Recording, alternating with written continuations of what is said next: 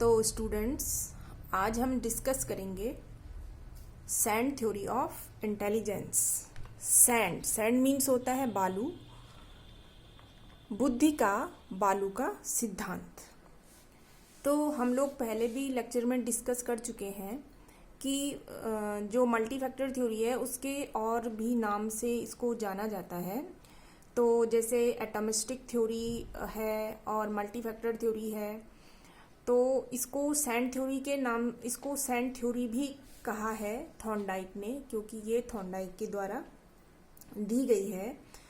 तो sand theory में उसने इंटेलिजेंस को किस तरह से डिस्कस किया है, ये थोड़ा हम लोग आज देखेंगे।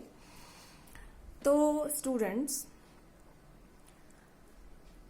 थॉर्नडाइक ने जो बुद्धि है उसको बालू जो होती है, रेत जो होती है, उससे कंपेयर किया, और उससे कंपेयर करने के बाद उसने इंटेलिजेंस में कुछ लेबल्स, कुछ स्तर बताए हैं। अब बालू का जो सिद्धांत है, बालू जो होती है, रेत जो होती है, ये आपने देखी होगी। इसकी जो आकृति होती है वो एक शंकु की आकृति में ये होती है, जो इकट्ठी रेत होती है। तो इसमें उसने इसका कंपैरिजन उसने किससे किया?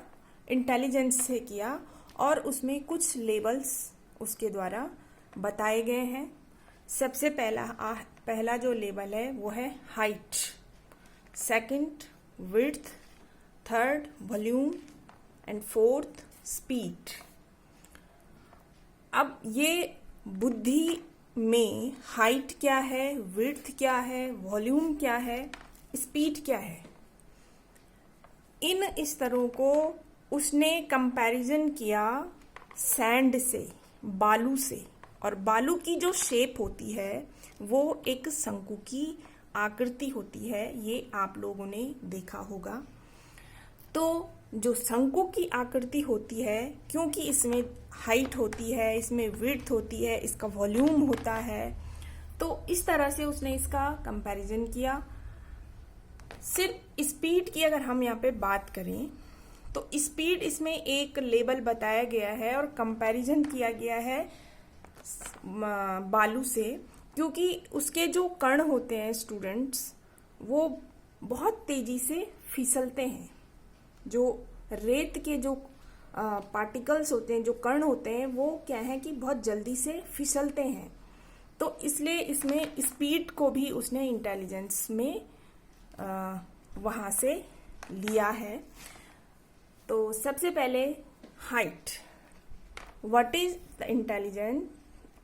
The height of intelligent. उसने किस तरह से इंटेलिजेंस को हाइट से कंपैरिजन किया। हाइट से मतलब है कोई भी व्यक्ति, एनी इंडिविजुअल, कोई भी व्यक्ति कितने हार्ड लेवल के, कितने कठिनाई स्तर के कार्यों को कर सकता है, कितने डिफिकल्ट टास्क कोई भी व्यक्ति कर सकता है, कोई भी इंडिविजुअल कितने हार्ड लेवल के टास्क को कर सकता है। और जितने हार्ड लेवल के टास्क को वो कर सकता है, उसको उसने कहा height of intelligence. Second width जो है चौड़ाई है। विड्थ से मतलब कि कोई भी व्यक्ति किस किस लेवल के, किस किस स्तर के कार्यों को कर सकता है, that is width of intelligence. एक तरह से उसका रीजन, उसका क्षेत्र, उसका कौन कौन से लेवल का, कौन कौन से स्तर के वो उन कठिन कार्यों को या उन कार्यों को कर सकता है। मीन्स वेराइबिलिटी इन टास्क, किस किस प्रकार के, किन किन प्रकार के कार्यों को वो कर सकता है। Third volume, volume, volume means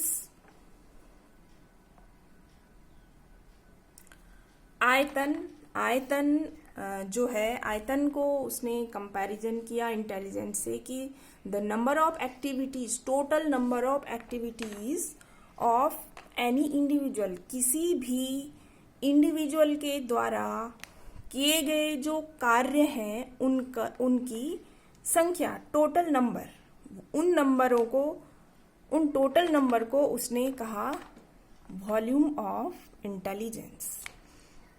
fourth हम बात करें स्पीड।